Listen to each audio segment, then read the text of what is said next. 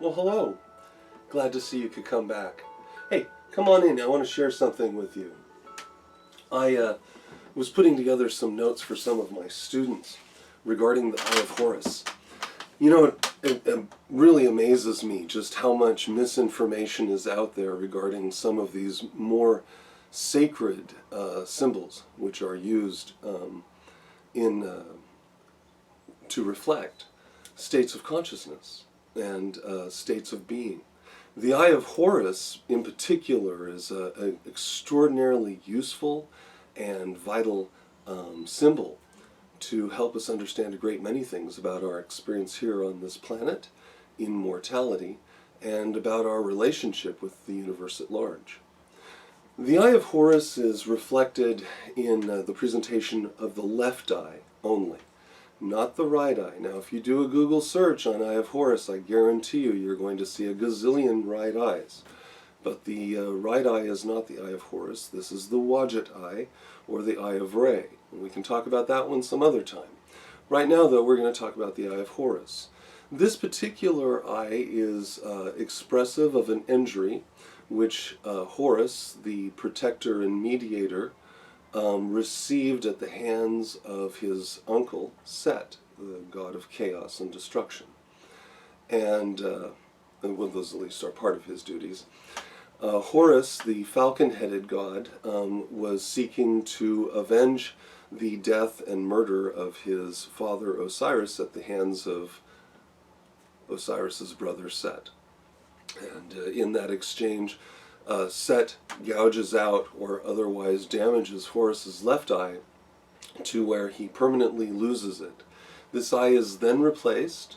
In fact, the Egyptians were probably the first transhumanists on the planet, right? Because they had no problem using some kind of magical interface to replace a loss of a fleshly appendage or organ.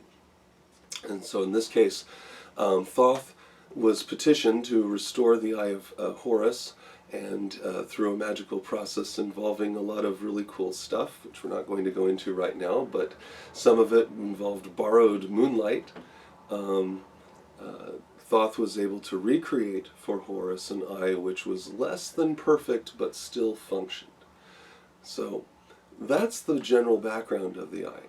The eye itself is unique because it is a mathematical and geometric presentation.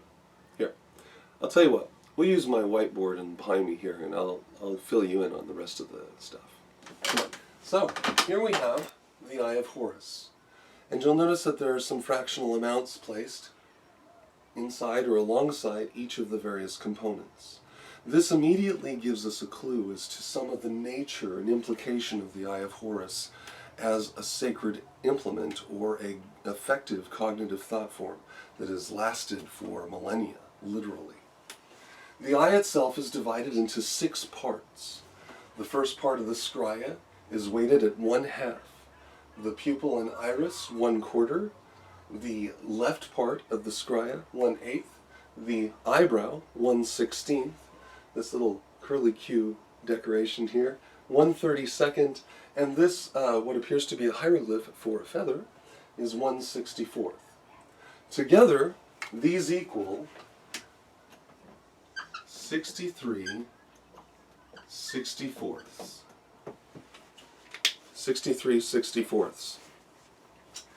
Not 1, but 63 64ths.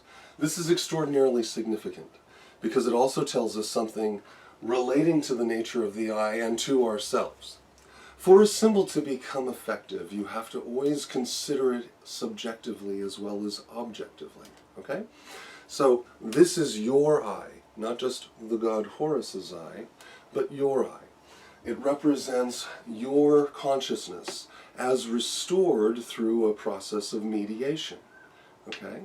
Anytime that you consider the eyes relative to a symbol, you have to recognize that the eye is speaking to human consciousness. Even our ancestors recognized that the eye itself is an extension of the mind and the brain, a physical, literal extension of the brain, and which was receiving electromagnetic impulses or signals, which we call light, but it still falls in the electromagnetic spectrum. The fact that the eyes absorb this and process it as a function then of consciousness and interpretation. But the eye itself, in this state, restored by Thoth, is incomplete. In fact, what is lacking is, in decimal form, this comes out to 0.15625, which equals 1.5%.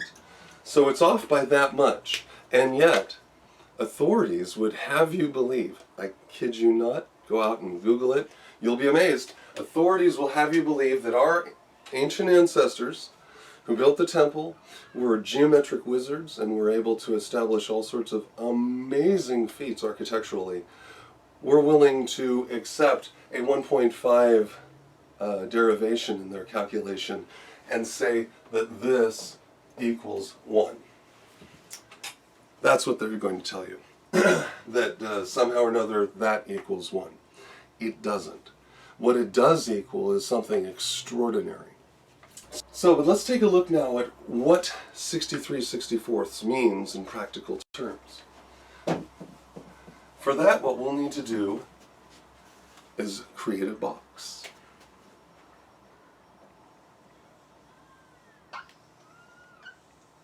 Okay? This box equals 1. It is one complete box. Okay? So right here, that is what 1 looks like. Now our Egyptian ancestors, they understood this. You better believe it. They dealt with all kinds of boxes. Okay? Let's take this and follow right along in sequence here so that we can see the pattern that develops. We'll cut this box in half. And that means this side, that equals 1/2, and that's 1/2. Let's cut this side in half now.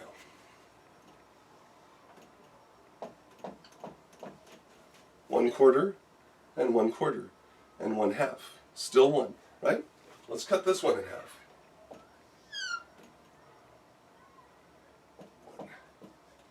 1/8, and 1/8, and 1/4, and 1/2. Let's do it again.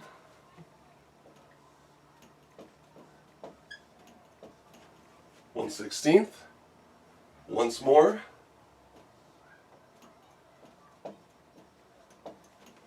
1/32, and then let's cut this one some more in half. 1/64. And there's your missing 1/64. So what is this telling us? Right here at the top. What is the implication of this missing 1/64? Well, when you realize that this symbol has resonance in consciousness, and it is an expression of our link to things which came before, right? The thing that ties us to our past and not to our future, that ties us to who we are and from whence we came, that link was broken in the conflict between Horus and Set. Now, restored, the link shows a diminishment of consciousness and a period of existence, where each morning that you wake up as Horus, your own preserver of your life, right? Your own mediator in your own benefit. I mean, really, all of these symbols, all these gods are best served if you take them in upon yourself and you're like, this is an expression of who I am. As I have mentioned in other videos, Hinduism has a fantastic paradigm from which to draw, where when you look at the infinite number of gods that are present there, within their pantheon, a couple thousand or more, when you get into the nitty-gritty, each one of those is just merely an expression of a function. So, just like you yourself, there's you perhaps, or let's say myself, there's me, the teacher, there's me, the father, me, the husband, me, the brother, me, the son, right? And yet I'm still me. When I go out and work, then I'm the teacher, I'm an instructor, I'm a counselor. But I put on all these different hats, and yet it's still me. It's just a different expression of myself. So too our consciousness is expressed through these cognitive processes of association. The Eye of Horus shows that something has been lost. And the process is this. From birth to death, you experience diminishment. Diminishment of life and diminishment of consciousness by degrees. And it works in a manner where the first day of your life, you're at 100%. But when you go to sleep and you wake up the next morning, now your new 100 is 98.5% of what you were the day before that, right? But that's now your new 100. And then you have this constantly diminishing spiral, not unlike the death card as presented within the Thoth Arcana by Aleister Crowley. That particular one, death has a lyre, and it has this spiral which goes off like that. Horns are another fantastic example of this process where it begins here very large and then it moves out until eventually it ends at a point, showing the conclusion of this process over time being diminished. So this is what is rarely taught about the Eye of Horus. And you can see the implications which are drawn, because it implies that we have endured a change of state as a human race. That there was a time when we restored completely every morning, or every day, or whatever you wish to call it. We restored completely. We were always at 100%, and there was no diminishment. So the thing you want to ask yourself is, what was it that happened? What caused this transition, which mythologically is expressed over and over and over again, from Garden of Eden stories to stories of expulsion and stories of conflict, but each one of these are representative of our story. The Eye of Horus being our eye, our link to ourselves, to our instincts, which is severed and available only through the processing of the unconscious mind, which allows you to draw a connection to the collective unconscious, as discussed by Carl Jung.